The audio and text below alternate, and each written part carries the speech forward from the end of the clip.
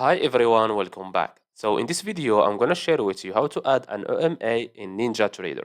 So just follow me and follow the steps. It's so easy and simple.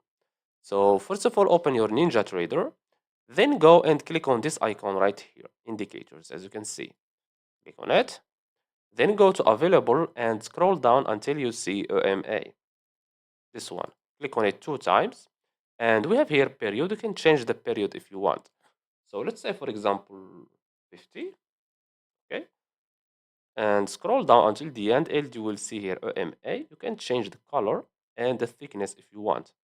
So I will choose, for example, this color, and the thickness I will make it 3. Click on apply and click on OK. And as you can see here, this is our EMA. And that's it. So I hope you found this video helpful. Don't forget to give us a like and subscribe. Thanks for watching and see you on the next one.